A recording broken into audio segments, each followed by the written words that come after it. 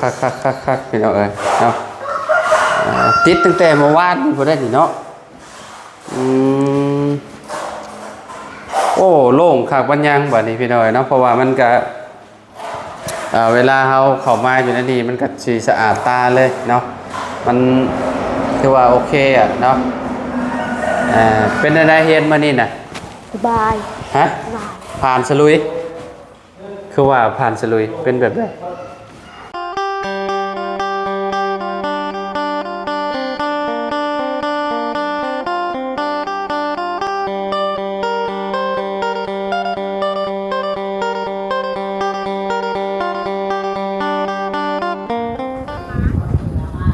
อ้าวพ่อแม่พี่น้องไอ้น้องเปิดภาพมาก็สิอยู่ด้านหลังเฮือนน้องแต่งจริงเพิ่นเนาะพ่อแม่พี่น้องเอ้ยก่อนอื่นก็กราบสบายดีและสวัสดีเด้อพี่น้องเนาะFC เบิดสุขุทุกคนเนาะทางสร้างเพิ่นมาติดกะโลยามแรงพ่อแม่พี่น้องเอ้ยเนาะโอ้โมเมนต์แล้วล่ะบ่นี่เนาะหรือว่าแนวใดเนาะโอ้อยู่ข้างในนี่เพิ่นติดแล้วแหละพี่น้องเอ้ยเนาะโอ้สะอาดแล้วบ้านนี่โอ้ยเนาะห้องแม่เพิ่นแม่น้องจริงๆพี่น้องเอ้ยเนาะถือว่าสะอาดเลยบ้านนี่คักเนาะกินกับบ่ได้มินพี่น้องเอ้ยเนาะบ่ได้มินคิวเนาะโอ้ทางอ้ายเพิ่นก็โอ้สบายดีเด้ออ้ายเด้อโอ้แล้วเนาะมื้อนี้เนาะติดมื้อนี้เนาะพี่น้องเอ้ยเนาะถึงเรือบ่ได้หลายปานใดเนาะประมาณฝั่งนั้นอีกประมาณ3แผ่นเนาะฝั่งนี้ก็ประมาณ1 2 3ประมาณ5-6แผ่นเนาะแล้วก็มานี่เนาะโอ้ห้องน้องจริงๆแล้วใกล้สิแล้วแหละพี่น้องเอ้ยเนาะสบายดีโอ้พากันมาบ่ล่ะย่างเขาย่างมึงต้นน่ะเหยียบได้หรือเปล่าได้แล้วมั้งเนาะโอ้คักพี่น้องเอ้ยเนาะติดตั้งแต่เมื่อวานนี่บ่ได้นี่เนาะโอ้โล่งคักบัดยังบัดนี้พี่น้องเอ้ยเนาะเพราะว่ามันก็เวลาเฮาเข้ามาอยู่ในนี้มันก็สิสะอาดตาเลยเนาะมันถือว่าโอเคอ่ะเนาะเป็นอะไรเฮ็ดมานี่น่ะสบายฮะผ่านสลุยคือว่าผ่านสลุยเป็นแบบไหน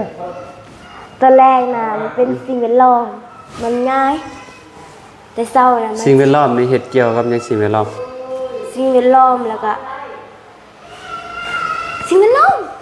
บ่อยากฮู้ว่าแบบเฮ็ดเกี่ยวกับหยังเกี่ยวกับเว้าเกี่ยวกับแบบค่อยลืมมาให้นาบ่าวเบิ่ง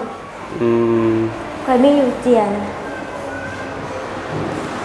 เมื่อวานนี่เจียขาดบ่มีผลบ่มีผลอาจารย์ว่าจังได๋ค่อยโทรอาจารย์ค่อยโทรครูไปเว้านำอาจารย์เว้านำอาจารย์น่ะเป็นหยังเพิ่นว่าจังได๋เพิ่นว่าคันเฮ็ดขาดแล้วเสียแล้วบ่ได้ใบประกาศใบประกาศบ่ได้ท่านบ่ได้บัตรอันนั้นบัตรบ่เพิ่นบ่เฮ็ดให้ใหม่บ่เลยแนวใดใบประกาศบัตรเฮาจบเข้าห้องสอบเสียงเด็กก็ต้องไปเอาใบประกาศด้วยนะต้องเอาไปยื่นแม่นบ่ด้วยสำเนามันบ่มีบ่สำเนาบ่มีบ่เอ้าแบบว่าประวัติที่เฮาเขียนแม่นเด้มีเพิ่นคือบ่ให้ซะเพิ่นคือบ่ให้ซะเพิ่นคือบ่พิมพ์ออกมาให้เจ้าใหม่แล้วสิพิมพ์ออกมามั้ยได้ไหมอยู่บ่รู้ให้สิรู้เนาะเลขเป็นได้ซะเลขได้อยู่บ่บ่ได้แต่3 4 5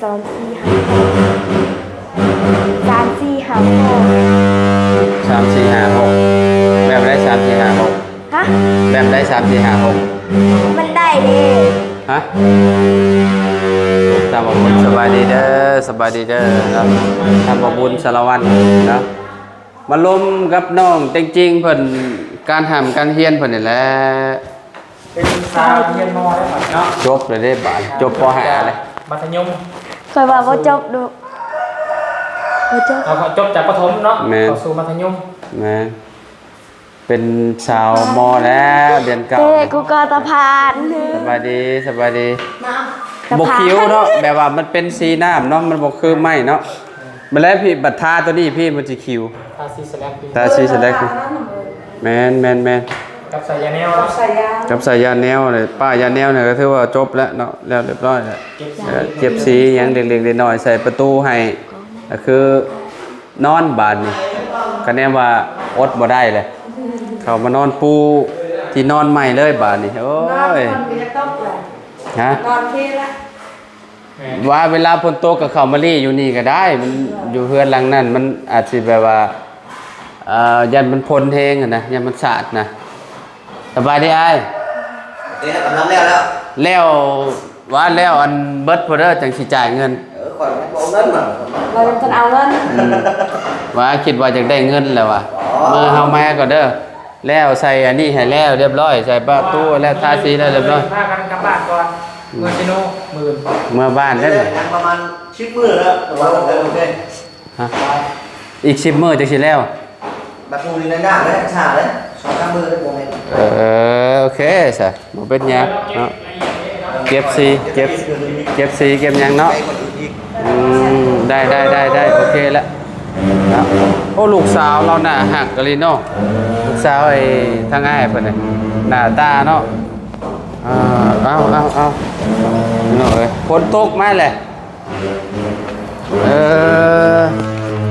ใส่ดาวอนซะ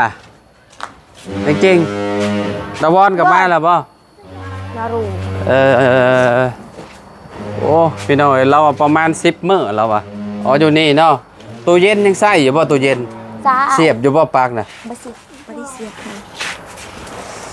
ปิดเมียนเนาะโอ้สิบ่นั่นบ่เนาะพี่น้องอ๋อโมเมนต์ทางโอ้ขอไปดึงรถเนาะเพิ่นอดเอาได้เด้อช่วงนี้นอนอยู่ในนี่เนาะ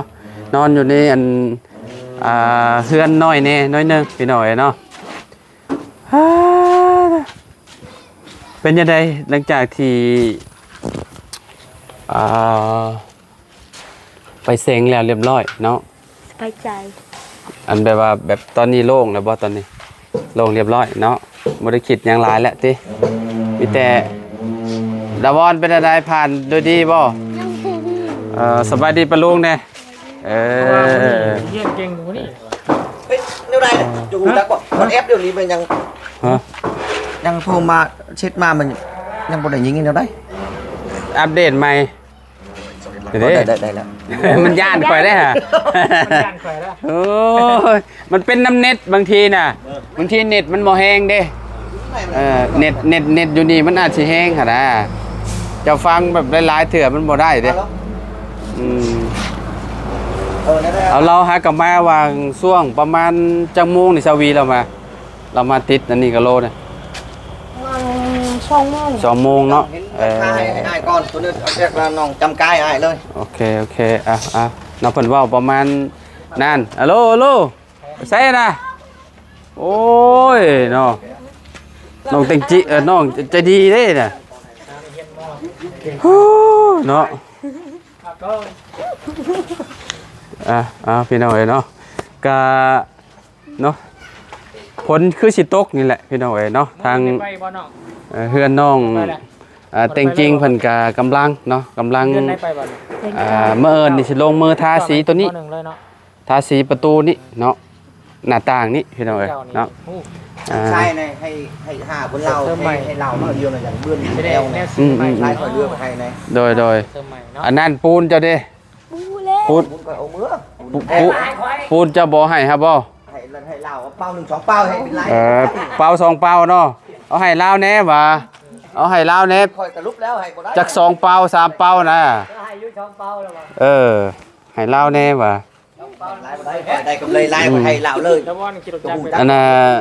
ทรายยังหลายอยู่เลยพี่น้องทรายปลาเมี่ยนอยู่นี่เลยเนาะ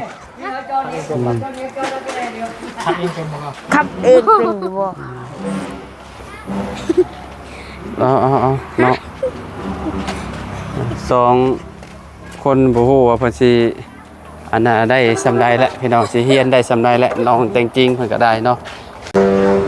พี่น้องเอ้ยน้องมาเบิ่งมุมทางนี้นํเนาะพอดีทางสร้างเนาะเพิ่นว่าใช้เวลาน่าสิหลายมื้อพอสมควรอยู่เนาะเพราะว่าเพิ่นมีงานหลายเด้เนาะอันนี้คือแบบเพิ่นมาเร่งอันน่ะติดกะโหลหรือว่ากระเบื้องอยู่ในห้องนอนให้มันแล้วเนาะให้มันแล้วเรียบร้อยแล้วจังสิมาเก็บสีนี่แหละหน้าต่างนี่แหละพี่น้องเนาะหน้าต่างเนาะแปลว่าต้องทาสีสแลกเข้าไปเนาะให้มันงามเนาะพี่น้องเนาะถ้าบ่ทามันก็ขี้ร้ายแหละพี่น้องเพราะว่าเฮือนเนาะต้องทาสีเนาะคือคนนี่แหละพี่น้องคันว่าบ่แต่งบ่หยังก็ขี้ร้ายพี่น้องเนาะคนก็ได้คือว่าผมยาวผมหยังก็บ่ไปตัดก็เฮ็ดมันยุ่งมันยากก็เรียบร้อยเด้เพราะนั้นกำลังเนาะก้อยปูนโอ้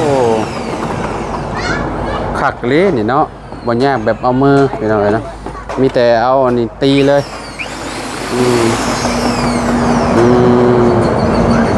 เนาะก้อยใส่คู่แล้วก็หิวเข้าไปเลยเนาะเมื่อเอิญยุดบ่เมื่อเอิญเจ้ายุดบ่มาให้ได้แล้วเลย มาเห็ดให้มันแล้วก่อนพี่น้องเนาะทางเพิ่นก็พี่น้องเนาะใกล้สิแล้วแหละเนาะยังเหลือบ่หลายปานใด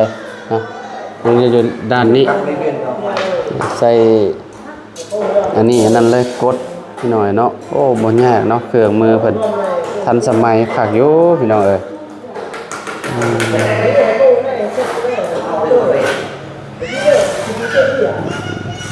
ถือว่าโอเคเลย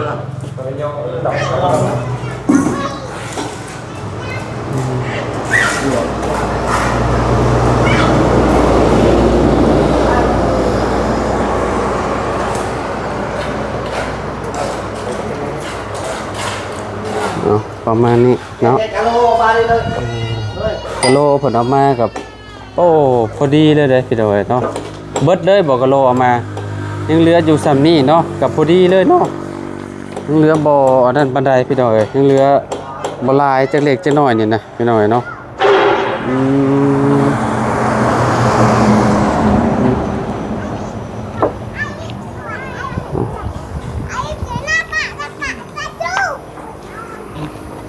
ประมาณนี้เนาะ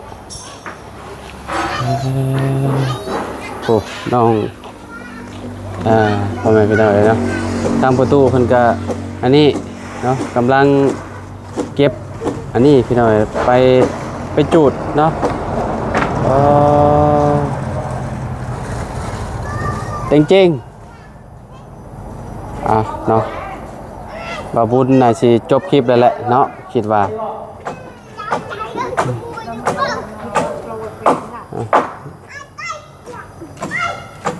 คนก็สิมาแหละพี่น้อยเนาะก็ทั้งเบิ่งเนาะว่าสิตกบ่หรือว่าจังใดมื้อนี้นะถ้าตกก็คือสิบ่ย่านดอกก็เข้าไปนอนนี่แหละเข้าไปนอนอยู่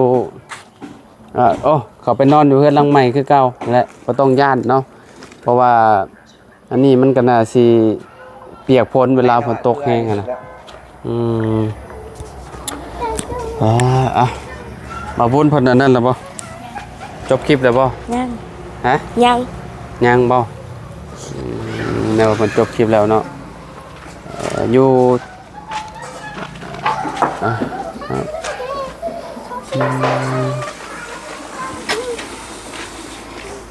เวลาเพิ่นเอามากับแบบอันนั้นเลยเนาะพอดีเลยบ่ต้องเรือลายบ่ต้องได้เอากลับไปนะพี่น้องกะโลเพิ่นก็ได้เนาะคือว่าสมบูรณ์แบบของเวียดนี่เพื่อแบบเพิ่นเอาอันนั้นเลยเด้พี่น้องเนาะแบบอันตัดกะโลกับเบื้องเพิ่นก็โอ้คักเขาบ่เบิ่งอีกหน่อยนึงเนาะไปแหละเอาอะไรพี่น้องเนาะตอนนี้ก็เฮ็ด ทำความสะอาดนู่นนี่นั่นก็คือสิโอเคแหละเนาะแถวนี้นะอืม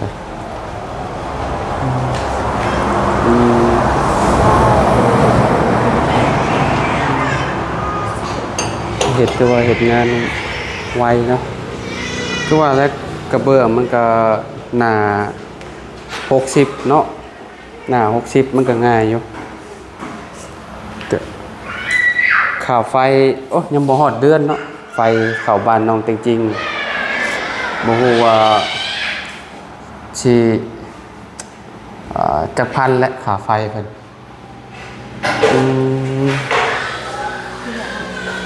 โอ้น้ำมันมาไหวอยู่นี่เลยนี่ติโอ้ฮ้อนเนาะเข้ามาอยู่นี่เวลาชุบเจ้านอนกลางคืนก็ฮ้อนบ่ อ้อน แต่ว่าเปิดพัดลมเบาเนาะกับบอกปันใดติเวลานอนก็ต้องถ้าเปิดหน้าต่างนี่ก็ย่านนี่แหละนี่พี่น้อยเนาะกลางคืนมาถ้านอนหั่นน่ะกินข้าวกินน้ำแล้วมาแล้วบ่ล่ะยังบ่ได้กินบ่เบิ่นมื้อกินอยู่บ่ข้าวน่ะฮะ แต่ตอนเที่ยง กินอยู่ตอนเที่ยงเมื่อยบ่เฮียนมื้อนี้นะบัดมื้อน่ะ เมื่อย ถ้าฝนมาเลยนะก็ว่าฝนตกแหละเพื่อนนอกคนนึงมองนี่ก็สิบ่ได้หัวที่ฝนห้องนอนห้องเนาะธรรมดาที่จริงๆบ่ได้หัวแล้วว่าธรรมดาอยู่แล้วว่า